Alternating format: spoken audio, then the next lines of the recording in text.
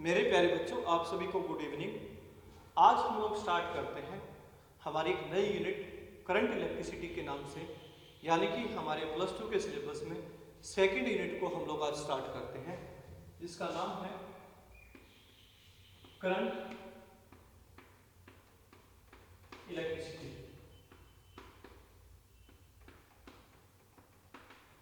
देखिए, current electricity में आप लोग स्टडी करते हो कि करंट इलेक्ट्रिसिटी फिजिक्स की वो ब्रांच है जिसके अंदर हम लोग स्टडी करेंगे electric charge in motion.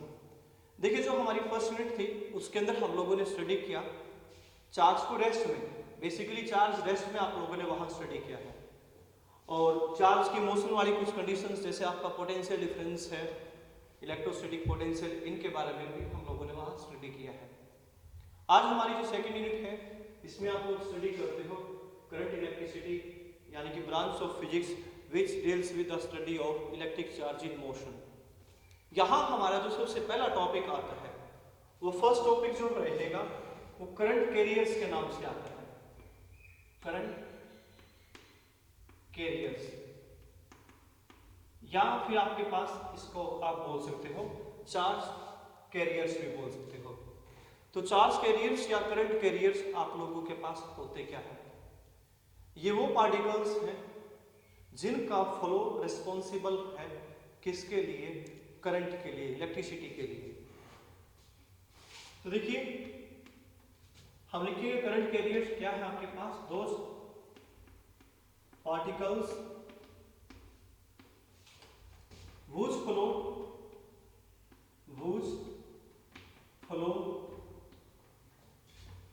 responsible for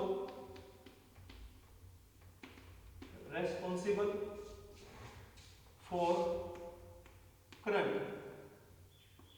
ऐसे पार्टिकल्स को आप करंट कैरियर्स बोलते हो। अब करंट कैरियर्स के अनुसार मैटर्स के जो टाइप्स हैं आप लोगों के पास, उनके बारे में हम लोग बात करते हैं। तो on the basis of current carriers matters में आपके पास सबसे पहले हम लोग बात करें सॉलिड्स। देखिए, सॉलिड्स में आपके जो मैटर की टाइप्स है, यहां सबसे पहले आपके पास कंडक्टर्स। अब देखिए, हम कंडक्टर्स के बारे में बता चुके हैं कि यहां जो आपका मेटल्स के अंदर, कंडक्टर्स के अंदर करंट के लिए, इलेक्ट्रिसिटी के लिए, इलेक्ट्रोस्टैटिक्स के लिए जो रेस्पॉन्सिबल पार्टिकल है वो आपका है फ्री इलेक्ट्रॉन। और फ्री इलेक्ट्रॉन्स का कंसेप्ट आप लोगों को वहां फर्स्ट यूनिट के अंदर डिफाइन किया जा चुका है, कि इसके फर्स्ट या सेकंड लेक्चर के अंदर ही मैंने आप लोगों को बता दिया था कि फ्री इलेक्ट्रॉन्स होते क्या है। वहां आप लोगों को बताया गया है कि फ्री इलेक्ट्रॉन्स वो इलेक्ट्रॉन्स हैं, यानी कि वैलेंस इलेक्ट्रॉन्स हैं, जो क्या करते हैं, अपनी आउटरमोस्ट सेल को छोड़ देते हैं after getting some thermal energy. ऐसे इलेक्ट्रॉन्स को आप लोगों ने नाम दिया था फ्री इलेक्ट्रॉन्स। तो यानी कि मेटल्स के अंदर जो चार्ज कैरियर्स हैं वो कौन होते हैं? फ्री इलेक्ट्रॉन्स, वहां चार्ज कैरियर्स हैं। फिर सॉलिड्स में ही हम बात करते हैं किन के बारे में? सेमीकंडक्टर्स के बारे में। देखिए, सेमीकंडक्टर्स हमारे 12th के सिलेबस के अंदर 9th यूनिट है, और वैसे आप सेमीकंडक्टर केमिस्ट्री के अंदर वहां पढ़ चुके हो। सेमीकंडक्टर्स यानी कि सेमी मतलब कि जो दोनों तरह का आपका काम कर सकता है, यानी कि आप आधे वो कंडक्टर की तरह काम करते हैं और आधे वो इंसुलेटर की तरह काम करते हैं। और सेमीकंडक्टर्स के बारे में आप लोग पढ़ चुके होंगे कि ये इंसुलेटर की तरह काम करेंगे 0 केल्विन टेम्परेचर पर, और जैसे जैसे टेम्परेचर बढ़ेगा और उस दौरान ये किसकी तरह काम करते हैं? कंडक्टर की तरह काम करते हैं। और फिर वहां आप लोगों ने सीखा होगा कि दो तरह के बैंड होते हैं, एक आपका कंडक्शन बैंड होता है और एक आपका वैलेंस बैंड होता है, और इन दोनों के बीच में जो गैप होता है वो बैलेंस गैप या आपका एनर्जी बैंड गैप के नाम से आप लोग जानते हो। और एनर्जी बैंड गैप से ऊपर हम लोग मानते हैं क्या होता है हमारे पास? Conduction band. इससे नीचे आपका वैलेंस बैंड होता है, और वहां वैलेंस बैंड के अंदर जो चार्ज कैरियर्स हैं वो होते हैं होल्स, और कंडक्शन बैंड के अंदर जो चार्ज कैरियर्स होते हैं वो होते हैं इलेक्ट्रॉन्स। तो इसका मतलब क्या हुआ? सेमीकंडक्टर्स के केस में जो चार्ज कैरियर्स हैं जो आपका पॉजिटिव चार्ज कैरियर है होल्स वो वैलेंस बैंड के अंदर है, और नेगेटिव चार्ज कैरियर जो इलेक्ट्रॉन है फ्री इलेक्ट्रॉन जो होता है वो कंडक्शन बैंड के अंदर कंसीडर किया जाता है। फिर आपका सॉलिड के अंदर ही होता है इंसुलेटर। और देखिए इंसुलेटर में हम लोग मानते हैं कि यहाँ किसी प्रकार का कोई चार्ज कैरियर नहीं है, क्योंकि सारे के सारे चार्ज पार्टिकल्स क्या होते हैं, बाउंड होते हैं। लेकिन इंसुलेटर्स को भी कंडक्ट करवाया जा सकता है, लेकिन वो ऐसी कौन सी कंडीशन है, जब हम बहुत ज्यादा पोटेंशियल डिफरेंस को अप्लाई कर देंगे, तो ऐसी कंडीशन में जो आपके इंसुलेटर्स हैं वो कंडक्ट कर सकते हैं। क्योंकि क्या होता है कि जब हम डाइलेक्ट्रिक स्ट्रेंथ को तोड़ते हैं, अब डाइलेक्ट्रिक स्ट्रेंथ क्या होता है, मैक्सिमम इलेक्ट्रिक फील्ड, और जब आप क्या करते हो एक maximum value of electric field को अप्लाई कर दोगे, तो ऐसी कंडीशन में क्या होगा कि वहां डाइलेक्ट्रिक स्ट्रेंथ से ऊपर इलेक्ट्रिक फील्ड या पोटेंशियल डिफरेंस जाने पर जो आपकी डाइलेक्ट्रिक प्रॉपर्टी हो वो डेवेज हो जाएगी। डाइलेक्ट्रिक प्रॉपर्टी आप लोगों ने पढ़ा था कि एक इंसुलेटिंग टाइप की प्रॉपर्टी होती है। अगर आप डाइलेक्ट्रिक प्रॉपर्टी को तोड़ दोगे तो उस दौरान क्या होगा कि वो डाइलेक्ट्रिक्स यानी कि इंसुलेटर्स किसकी तरह काम करेंगे, आपके कंडक्टर की तरह काम कर सकते हैं। तो यहाँ भी आपके जो चार्ज कैरियर्स हो सकते हैं वो इलेक्ट्रॉन्स हो सकते हैं। हालांकि इंसुलेटर्स आप क्या मानते हो, इनके अंदर से किसी प्रकार का कोई करंट एग्जिस्ट नहीं करता है, तो मैं लिखूंगा कि यहाँ कोई चार्ज कैरियर नहीं है। लेकिन अगर आप बहुत ज़्यादा इलेक्ट्रिक फील्ड को अप्लाई कर दोगे, जैसे हम बात करते हैं एयर की, एयर आपका एक डाइलेक्ट्रिक है, एक इंसुलेटर है, लेकिन लाइटनिंग के दौरान क्या होता है कि एयर के अंदर से इलेक्ट्रिसिटी पास होती है, लाइटनिंग आती है, तो इसका मतलब एयर की जो डाइलेक्ट्रिक स्ट्रेंथ थी उससे ऊपर इलेक्ट्रिक फील्ड बन चुका है, क्योंकि एयर की जो डाइलेक्ट्रिक स्ट्रेंथ होती है वो 10⁶ वोल्ट पर मीटर होती है। अगर इतना पोटेंशियल डिफरेंस हम अप्लाई कर दे, लगभग 1 करोड़ वोल्ट के आसपास पोटेंशियल डिफरेंस अप्लाई कर दे, तो ऐसी कंडीशन में हमारी एयर यानी कि एक इंसुलेटर है जो आपका, वो क्या कर सकता है, कंडक्ट कर सकता है। तो ऐसे ही इंसुलेटर्स के केस में होता है, जो आपके सॉलिड इंसुलेटर्स हैं वो भी क्या कर सकते हैं, कंडक्ट कर सकते हैं, क्योंकि एयर तो हम गैस के केस में कंसीडर करेंगे, तो ये भी आपके क्या कर सकते हैं, कंडक्ट कर सकते हैं। अब आप बात करते हो लिक्विड्स के केस में, और लिक्विड्स के केस में जो आपका कंडक्टिंग सब्सटेंस है उसको हम लोग नाम देते हैं इलेक्ट्रोलाइट। आप इलेक्ट्रोकेमिस्ट्री के अंदर पढ़ चुके होंगे कि जो साल्ट सॉल्यूशंस हैं वो इलेक्ट्रोलाइटिक सॉल्यूशंस होते हैं, जिनके अंदर लिक्विड फॉर्म के अंदर कैटायंस एंड एनायंस का फॉर्मेशन होता है, और वो कैटायन एंड एनायंस क्या करते हैं, एक्ट करते हैं किसकी तरह, चार्ज कैरियर्स की तरह। जैसे आपका अगर हम लोग कंसीडर करें यहाँ NaCl लिक्विड फॉर्म के अंदर या एक्वस फॉर्म के अंदर आपने मान लीजिए NaCl लिया है। एक्वस फॉर्म का मतलब कि हमने साल्ट की NaCl साल्ट को पानी के अंदर डिसॉल्व कर दिया है, और पानी के अंदर डाइलेक्ट्रिक स्ट्रेंथ ज्यादा होता है, लगभग 80 के आसपास होता है, और वो क्या करेगा, जो पानी का डाइलेक्ट्रिक स्ट्रेंथ है वो इनके बीच में जो फोर्स ऑफ अट्रैक्शन है, कैटायन एनायन के बीच में जो फोर्स ऑफ अट्रैक्शन है उसको डिक्रीज करता है, F decreases due to water. पानी के कारण यहाँ क्या हुआ कि कैटायन एंड एनायन के बीच में, यानी कि जो आपका सोडियम आयन है और क्लोराइड आयन या क्लोरीन आयन है, इनके बीच में फोर्स ऑफ अट्रैक्शन डिक्रीज होगा। जैसे ही इनके बीच में फोर्स ऑफ अट्रैक्शन डिक्रीज होता है तो ऐसी कंडीशन में ये मूव कर सकते हैं। हालांकि ये इमोबिल चार्ज पार्टिकल है आपके, क्योंकि NaCl में जो आपके ये एटम्स हैं और ये कैटायंस और एनायंस इमोबिल हो सकते हैं, लेकिन ये लिक्विड फॉर्म एक्वस फॉर्म के अंदर कंडक्ट कर सकते हैं, क्योंकि यहाँ वाटर का जो डाइलेक्ट्रिक है या वाटर की जो डाइलेक्ट्रिक वैल्यू है वो क्या करती है, फोर्स ऑफ अट्रैक्शन इनके बीच में डिक्रीज कर देगी, तो इस कारण यहाँ क्या होगा, ये कंडक्ट कर सकते हैं। तो इलेक्ट्रोलाइट आपके जो कैटायंस और एनायंस हैं वो आपको चार्ज कैरियर्स प्रोवाइड करते हैं। अब हम बात करते हैं थर्ड जो आपका मेटल है यहाँ थर्ड टाइप का, वो होता है गैसेस। और अभी जैसे मैंने बात की थी इंसुलेटर के एग्जांपल के दौरान आप लोगों को बताया गया है, एयर का केस बताया गया था, और मैंने आप लोगों को वहां बोला भी है कि हम इसको गैसेस वाले केस में एयर वाले केस को कंसीडर करते हैं। और ऐसे ही आप क्या करते हो, हाई पोटेंशियल डिफरेंस को प्रोवाइड करते हो, तो जो गैसेस हैं वो क्या कर सकती है, कंडक्ट कर सकती है। High potential difference, low pressure आप रख दोगे तो ऐसी कंडीशन में क्या होगा कि गैसेस कंडक्ट करेंगी, या फिर आप यहाँ इस गैस के अंदर से हाई एनर्जी पार्टिकल्स को निकाल दोगे। निकालने का मतलब bombardment of high energy particles अगर हम कर दें तो वो गैस को क्या कर देंगे, आयनाइज्ड कर देंगे, और इस आयनाइजेशन में यहाँ भी क्या होंगे, कैटायंस एंड एनायंस क्या बनेंगे, आपके चार्ज कैरियर्स बनेंगे। तो इस तरीके से हम लोग स्टडी करते हैं करंट कैरियर्स इनके अंदर, गैसेस के अंदर, जो कि कैटायन एंड एनायंस हो सकते हैं। लेकिन यहाँ कंडीशंस ली जाती है, जैसे आपने इंसुलेटर वाले केस में मैंने आप लोगों को कंडीशंस बताएगी कि हम बहुत ज्यादा पोटेंशियल डिफरेंस अप्लाई करके जो आपके इंसुलेटर्स हैं सच एज रबर, इनको कंडक्ट करवा सकते हैं। ऐसे ही गैसेस को हम हाई पोटेंशियल डिफरेंस अप्लाई करके लो प्रेशर पर या हाई एनर्जी पार्टिकल्स का बम्बार्डमेंट करके हम गैसेस को कंडक्ट करवा सकते हैं।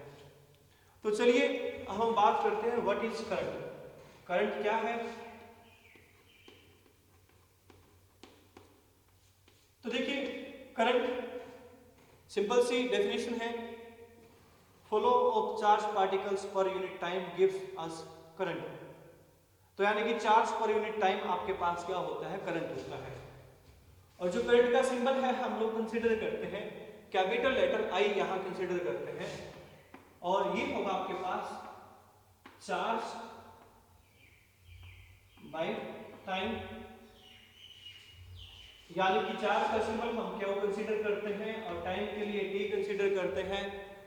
और ये जो रिजल्ट है आपका क्यू बाई टी, ये कांस्टेंट अगर है तो ही उस टाइम पे आप क्यू बाई टी लिखते हो, यानी कि एक constant charge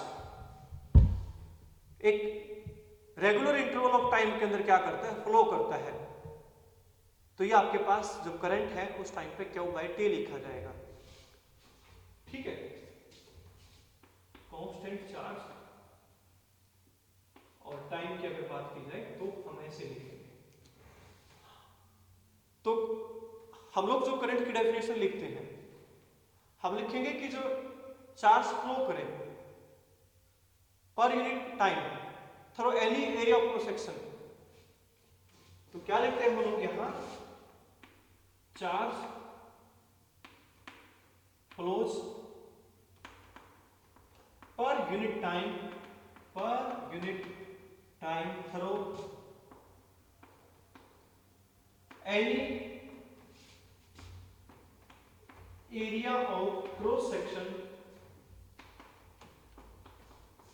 through any area of cross section, of एक कंडक्टर, किसी कंडक्टर के किसी भी एरिया ऑफ क्रॉस सेक्शन से चार्ज पर यूनिट टाइम जो फ्लो करता है वो आपके पास करंट होता है।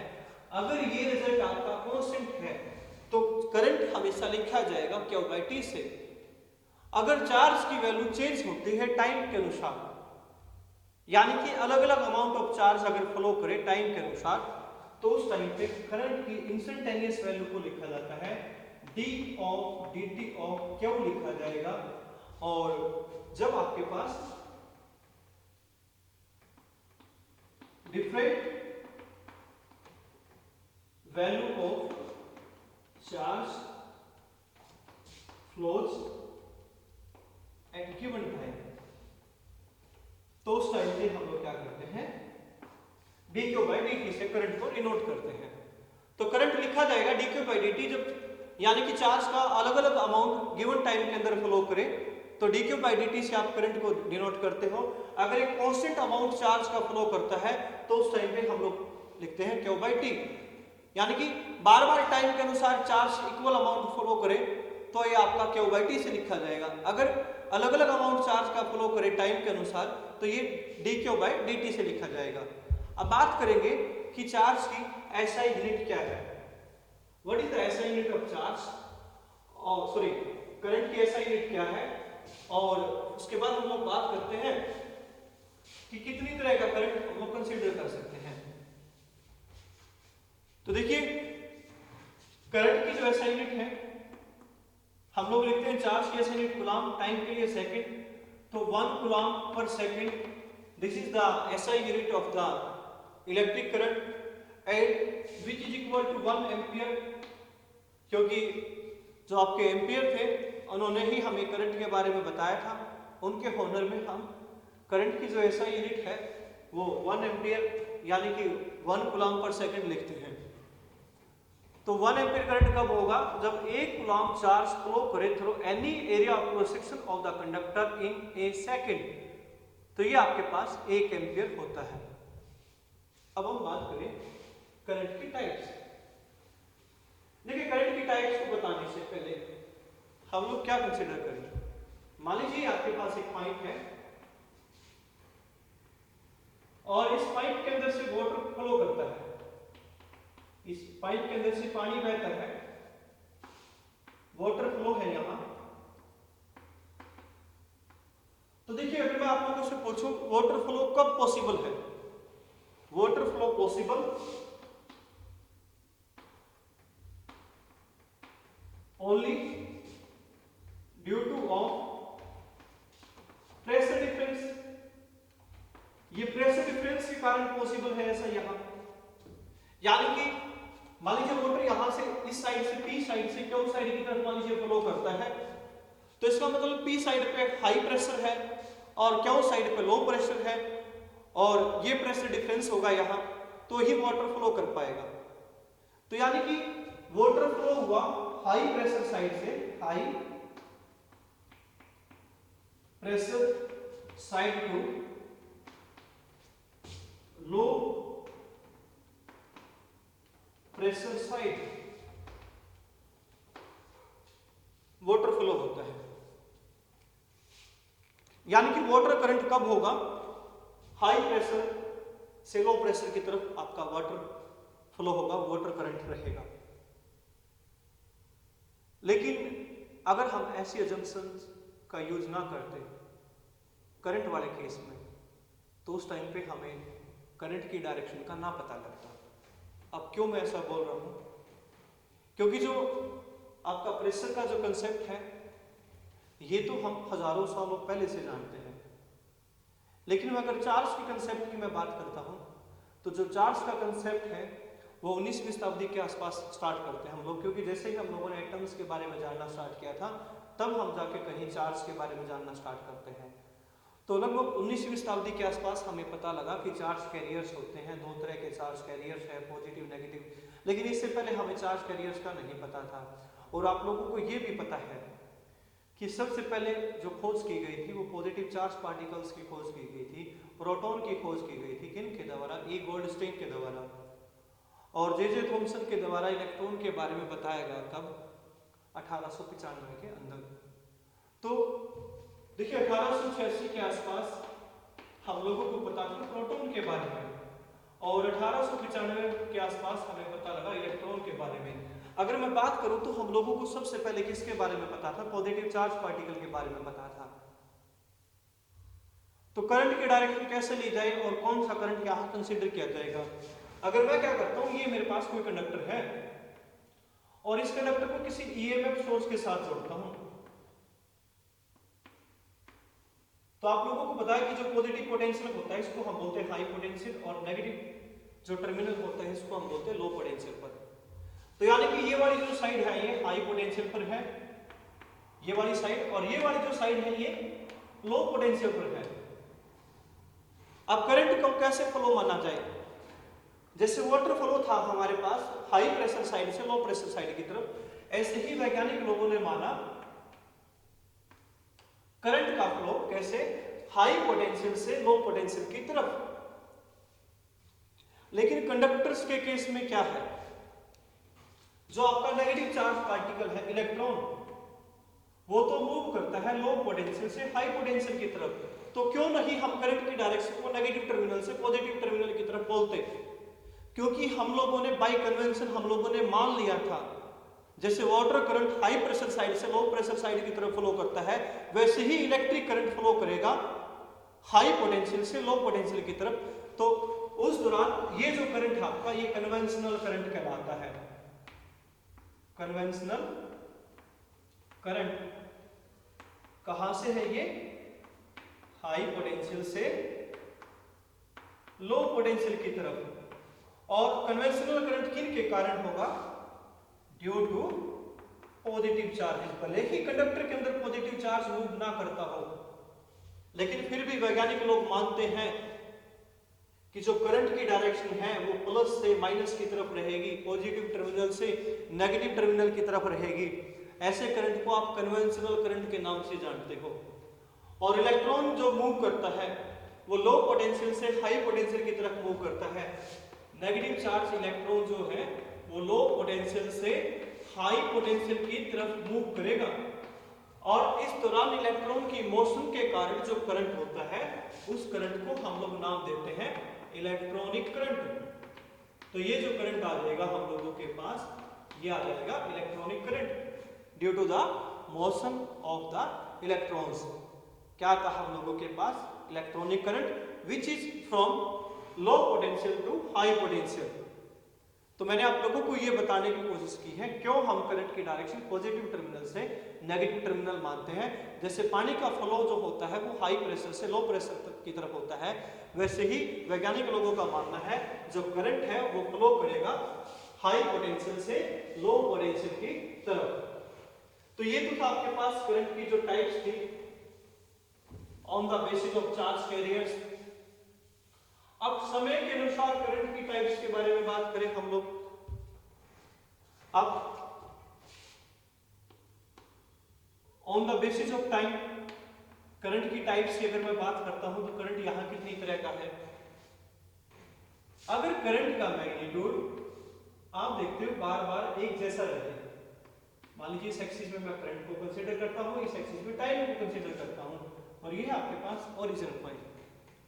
मान लीजिए आपके पास करंट था यहाँ कितना 1 एम्पीयर करंट, कुछ समय बाद देखा आपने तब भी 1 एम्पीयर करंट, फिर कुछ समय बाद देखा फिर भी आपके पास 1 एम्पीयर करंट। तो that means the magnitude of current does not change with time, such current is known as direct current.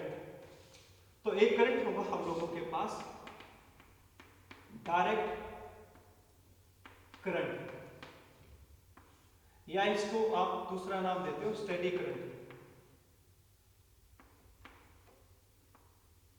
हालांकि हम स्टेडी वर्ड यहां यूज नहीं करते हैं, हम डायरेक्ट वर्ड ही यहां यूज करते हैं, क्योंकि स्टेडी शब्द का मतलब होता है समय के अनुसार वो वैल्यू हमेशा कांस्टेंट रहनी चाहिए। लेकिन डायरेक्ट करंट का थोड़ा बहुत magnitude due to discharging action of the battery और सेल वो डिक्रीज हो सकता है। तो ऐसी कंडीशन में आपको एक कांस्टेंट मैग्नीट्यूड नहीं मिलेगा। तो देखिए डायरेक्ट करंट में या स्टेडी करंट में क्या होगा, magnitude of current does not changes with time। यहां करंट का मैग्नीट्यूड समय के अनुसार नहीं बदलता है, तो ऐसे करंट को आप डायरेक्ट करंट या स्टेडी करंट बोलते हो। फिर सेकंड हम बात करें, यहां हमारे पास आएगा वेरिंग करंट। देखिए नाम के अंदर है जिसका मैग्नीट्यूड समय के अनुसार बदले, ऐसे करंट को हम लोग नाम देंगे वेरिंग करंट। यानी कि करंट का मैग्नीट्यूड क्या हो सकता है, टाइम के अनुसार इंक्रीज भी हो सकता है और डिक्रीज भी हो सकता है। ये मान लीजिए इंक्रीजिंग मैग्नीट्यूड है करंट का, मे भी ऐसा होता कि करंट का जो मैग्नीट्यूड है वो टाइम के अनुसार डिक्रीज होता, तो ये आपका वेरिंग करंट आता है। तो मैग्नीट्यूड चेंजेस विद टाइम, यहां समय के अनुसार मैग्नीट्यूड बदलेगा, तो ऐसे करंट को आप लोग नाम दोगे वेरिंग करंट। यहां इसकी शॉर्ट फॉर्म आप लिखते हो डीसी, डायरेक्ट करंट, इसको बोलते हैं हम डीसी वेरिंग करंट। अब तीसरी तरह का भी करंट होता है जिसके अंदर मैग्नीट्यूड कंटिन्यूअसली चेंज होगा और साथ में डायरेक्शन भी चेंज होगा। तो थर्ड करंट की अगर मैं बात करूं तो on the basis of time जो तीसरा करंट हम लोगों के पास आ जाता है वो आ जाता है अल्टरनेटिंग करंट। अल्टरनेटिंग करंट यानी कि एसी हम इसको बोलते हैं। और जैसे मैंने आप लोगों को बताया कि यहां करंट वर्सेस टाइम ग्राफ अगर हम लोग बनाएं, जो करंट का मैग्नीट्यूड है वो लगातार बदलेगा, कंटिन्यूसली चेंज होगा, साथ में डायरेक्शन भी बदलेगी। कभी कभी तो समय के अनुसार जो करंट है वो पॉजिटिव डायरेक्शन में, कभी कभी वो नेगेटिव डायरेक्शन में होगा। तो ऐसी कंडीशन में हम कहेंगे कि ऐसा जो करंट हम लोगों के पास वो अल्टरनेटिंग करंट है, magnitude continuously changes and direction changes reverse periodically, this current is known as alternating current. ये आपका अल्टरनेटिंग करंट है। और देखिए ये आपका एक सिंपल हार्मोनिक मोशन के बारे में इंफॉर्मेशन देगा। तो ऐसे करंट को आप अल्टरनेटिंग करंट के नाम से जानते हो। तो मैंने बताया आप लोगों को अल्टरनेटिंग करंट क्या हम लोगों के पास, जिसके अंदर मैग्नीट्यूड कंटिन्यूसली चेंज हो, डायरेक्शन रिवर्स पीरियडिकली रहे, ऐसे करंट को हम लोग नाम देते हैं अल्टरनेटिंग करंट। अब देखिए हमारे दिमाग में कंसेप्ट आता है कि करंट आपके पास स्केलर है या वेक्टर क्वांटिटी है। ये कैसी क्वांटिटी है हम लोगों के पास? तो हम कहते हैं कि करंट आपके पास एक स्केलर क्वांटिटी रहेगा। करंट क्या हम लोगों के पास एक स्केलर क्वांटिटी।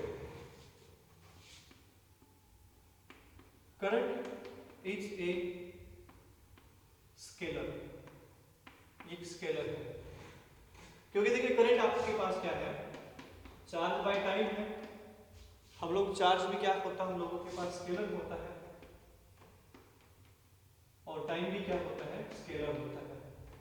तो स्केलर के डिवाइड में स्केलर है, तो इसलिए रिजल्ट भी कैसा मिलेगा आपको, एक स्केलर क्वांटिटी मिलेगी। तो इसलिए करंट आपका एक स्केलर क्वांटिटी है।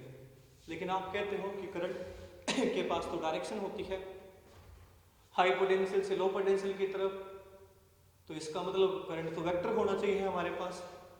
तब भी हम लोग इसको क्या नहीं बोलते हैं, एक वेक्टर क्वांटिटी बोलते हैं। क्यों नहीं बोलेंगे?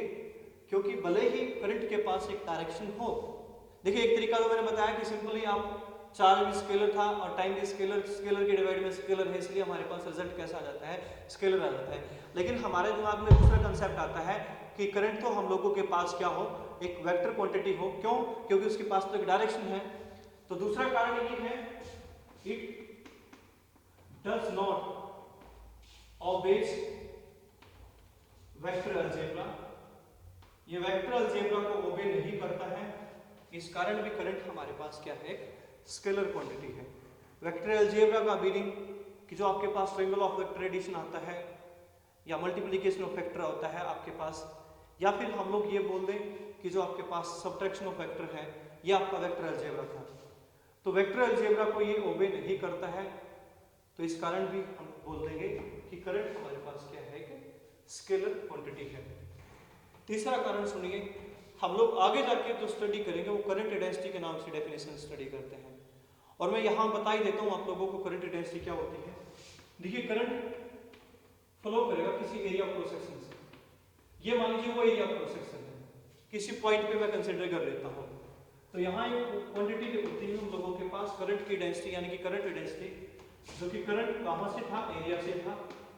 तो करंट के डिवाइड में एरिया क्या कहलाता है, ये करंट डेंसिटी कहलाता है। और इसकी एक निश्चित डायरेक्शन होती है करंट डेंसिटी की हमेशा, क्योंकि ये किसी पॉइंट में हमेशा नॉर्मली आउटवर्ड होगी। क्यों?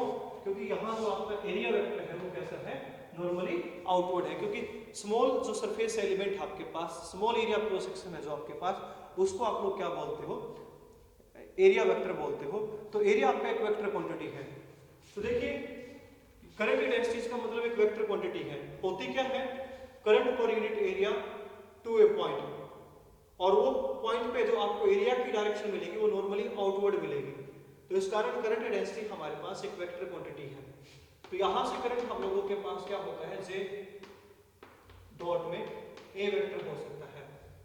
तो दो वेक्टर्स की डॉट प्रोडक्ट भी आपको हमेशा क्या रिजल्ट देती है, एक स्केलर रिजल्ट देती है। तो करंट का जो रिजल्ट आएगा यहां से स्केलर प्रोडक्ट करंट डेंसिटी की किसके साथ, एरिया वेक्टर के साथ, तो भी ये भी आपके पास किसका रिजल्ट है, करंट के स्केलर प्रूव करने के लिए रिजल्ट रहेगा। तो इस तरीके से हमारे पास करंट एक स्केलर क्वांटिटी आती है। तो हम लोग कहेंगे कि करंट हमारे पास क्या है, स्केलर क्वांटिटी है।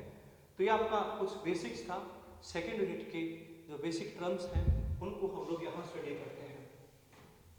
तो अब हम लोग जो बात करेंगे, अगला जो टॉपिक हम लोगों के पास वो है कंसेप्ट ऑफ ड्रिफ्ट वेलोसिटी के नाम से। और एक इंपॉर्टेंट कंसेप्ट रहता है ड्रिफ्ट वेलोसिटी के लिए। तो देखिए, कंसेप्ट ऑफ ड्रिफ्ट वेलोसिटी,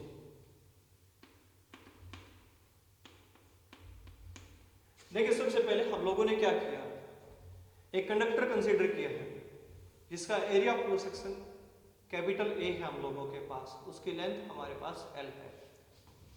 तो मैंने क्या किया, ये कोई मेरे पास कंडक्टर है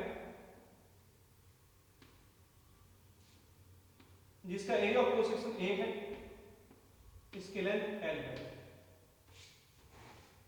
eight room temperature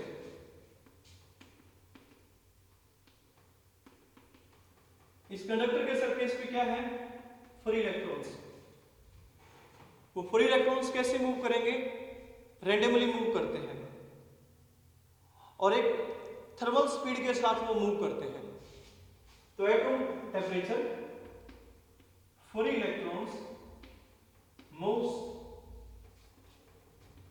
randomly with thermal speed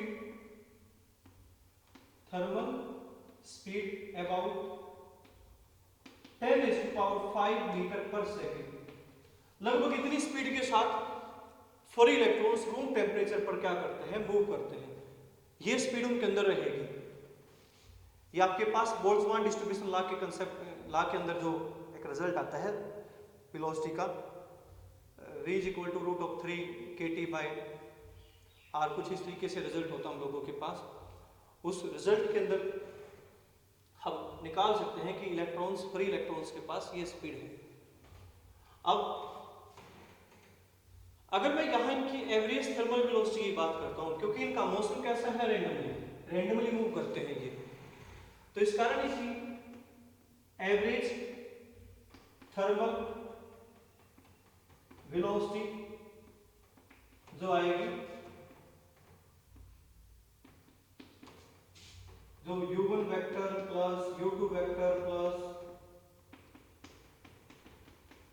un divided by n, वो बराबर आ जाती है 0। अब वो क्यों आएंगे 0, क्योंकि कोई इलेक्ट्रॉन इस तरफ मूव करता है, कोई इलेक्ट्रॉन इस तरफ मूव करता है, कोई इस तरफ मूव करेगा, कोई इस तरफ मूव करेगा।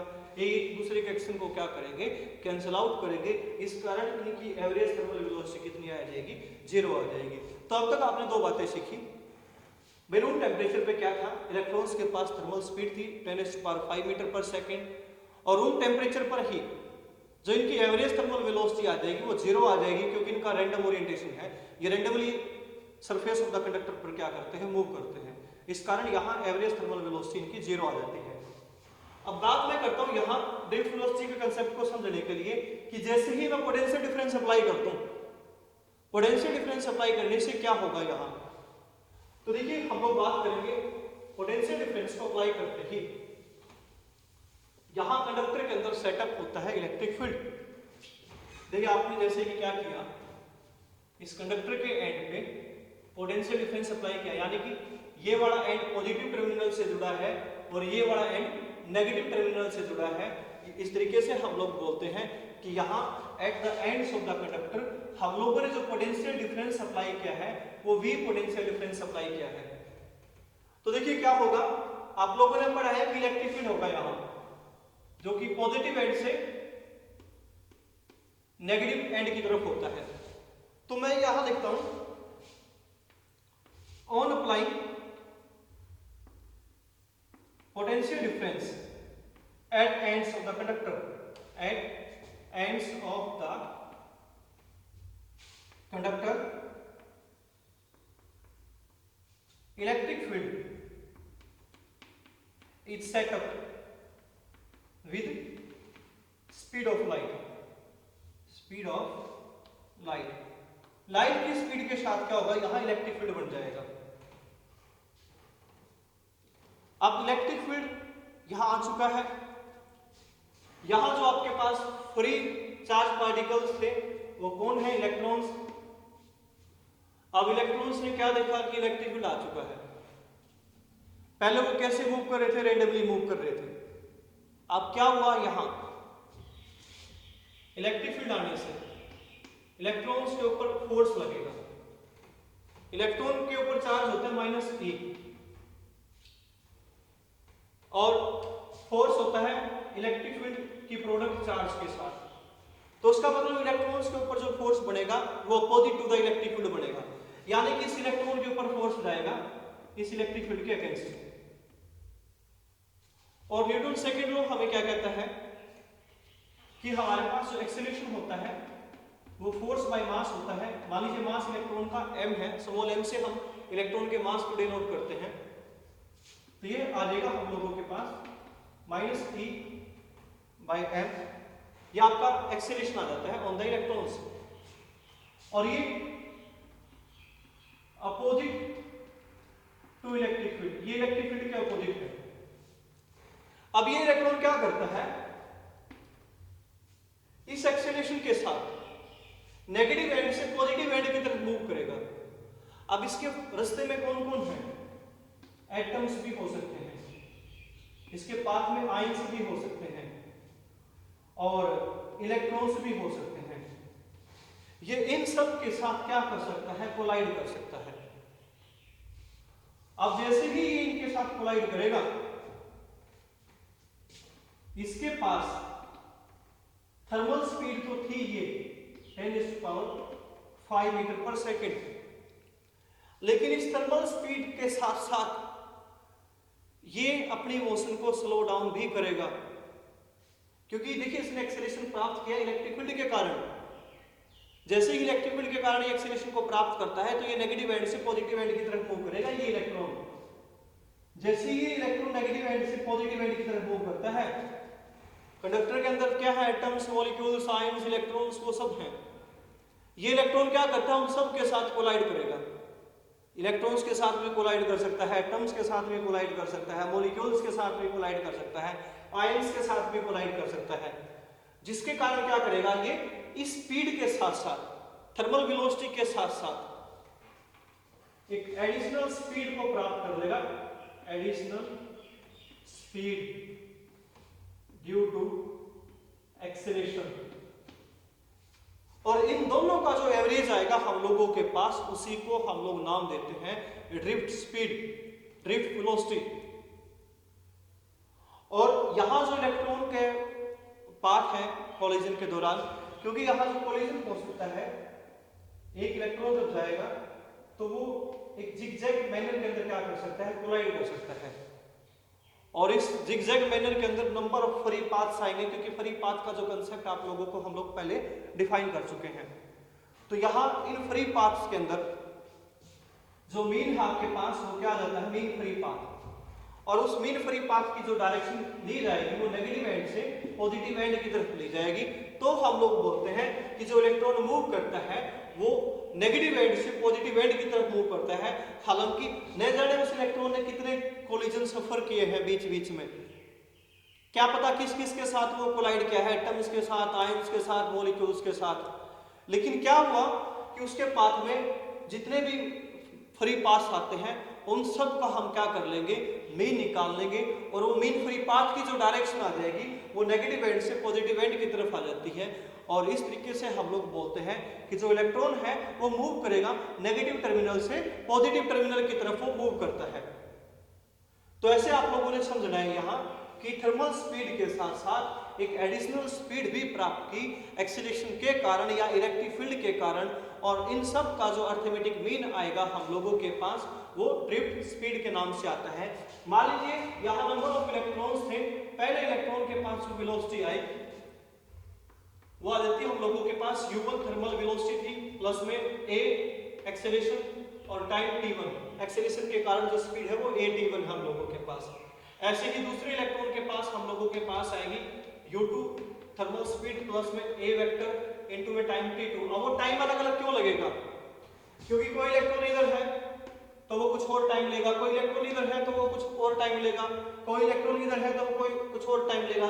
तो इस कारण एक्सेलरेशन तो सभी इलेक्ट्रॉन के ऊपर एक जैसा है, क्योंकि सबके ऊपर चार्ज, इलेक्ट्रिक फील्ड, मास एक जैसा है। लेकिन टाइम वो अलग अलग लगा रहे हैं, क्योंकि कोई इलेक्ट्रॉन कहीं और था, कहीं और था, कहीं और था, इस कारण समय अलग अलग लगेगा। तो ऐसे nth इलेक्ट्रॉन के पास जो वेलोसिटी आ जाएगी वो un वेक्टर प्लस में ए वेक्टर इंटू में टी एन आ जाती है। अब हम क्या करेंगे, इन सब का अर्थमेटिक मीन निकाल देंगे और इन सब का जो अर्थमेटिक मीन आएगा वो ड्रिफ्ट वेलोसिटी आएगा हम लोगों के पास। तो देखिए ड्रिफ्ट वेलोसिटी हम लोगों ने कैसे निकाला कि अर्थमेटिक मीन कर दिया सभी उन वेलोसिटीज का। तो देखिए मैंने ड्रिफ्ट वेलोसिटी को vd से लिखा which is equal to v1 vector plus v2 vector up to vn vector और डिवाइड में n, और विच इज इक्वल टू आप u वाली टर्म्स को अलग लिख दोगे और a वाली टर्म को अलग लिख दोगे, तो ऐसा करने से आ जाएगा v1 vector plus v2 vector plus up to vn divided by n, और प्लस में फिर हम लोग लिखते हैं एक्सेलरेशन वाली टर्म को अलग लिख देंगे यहां, प्लस में a वेक्टर वहां कॉमन आएगा, अंदर रहेगा t1 plus t2 plus up to tn divided by n। अब देखिए आपके पास, सॉरी यहां मैंने u वाली टर्म्स को लिखना है अलग, u1 plus u2 plus un divided by n plus a t1 t2 tn और डिवाइड बाय n। अब आपके पास एवरेज थर्मल वेलोसिटी स्टार्टिंग में मैंने बताया था वो कितनी थी, 0, तो ये तो वहां रहेगी नहीं, तो एवरेज थर्मल वेलोसिटी 0 आ जाती है। अब t1 plus t2 plus tn divided by n, ये एवरेज टाइम आएगा जिसको रिलैक्सेशन टाइम के नाम से जानेंगे। तो a वेक्टर इनटू में tau is the relaxation time, और एक्सीलरेशन की जो वैल्यू थी हम लोगों के पास minus e vector by m into में टो, और ये आपके पास ड्रिफ्ट वेलोसिटी की वैल्यू आ जाती है। ये हम लोगों ने लिखा कि ये ड्रिफ्ट वेलोसिटी हम लोगों के पास। अब ड्रिफ्ट वेलोसिटी कैसे रहेगी, opposite to the electric field. तो डिफाइन कैसे करते हैं हम लोग ड्रिफ्ट वेलोसिटी को, it is that velocity with which the electrons gets drifted, drifted का मतलब होता है slow down, gets drifted opposite to the electric field. क्या लिखते हैं हम, drift velocity is that average velocity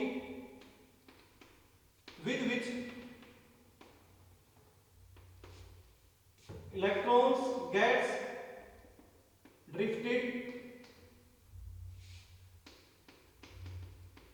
opposite to electric field, तो इसको हम ड्रिफ्ट वेलोसिटी नाम देते हैं। और आप लोग ये देखना कि आपके पास जो थर्मल स्पीड थी वो 10 की पावर 5 मीटर पर सेकंड थी। थर्मल स्पीड जो हम लोगों के पास होती है वो 10 की पावर 5 मीटर पर सेकंड होती है, लेकिन अगर मैं ड्रिफ्ट स्पीड की बात करूंगा, इसको ड्रिफ्ट क्यों नाम दिया गया है, जो ड्रिफ्ट स्पीड आएगी यहाँ वो 10⁻⁻5 मीटर पर सेकंड के आसपास आती है। तो आप खुद अंदाजा लगा लीजिए, इसलिए इसको ड्रिफ्ट स्पीड नाम दिया गया। अब वो ड्रिफ्ट क्यों है, देखिए जब इलेक्ट्रॉन एक एंड से दूसरे एंड की तरफ आता है, नेगेटिव एंड से पॉजिटिव एंड की तरफ आता है, तो उन इलेक्ट्रॉन्स ने क्या किया था, अलग अलग समय लिया था। मान लीजिए जो इलेक्ट्रॉन यहाँ था वो t1 टाइम लेता है और जो यहाँ है वो tn टाइम लेता है। तो इन सब समय का जो टाइम आपके पास एवरेज टाइम है उसको हम रिलैक्सेशन टाइम नाम देते हैं। और रिलैक्सेशन टाइम इसको क्यों नाम दिया गया है कि it is that average time with which the electrons gets relaxed.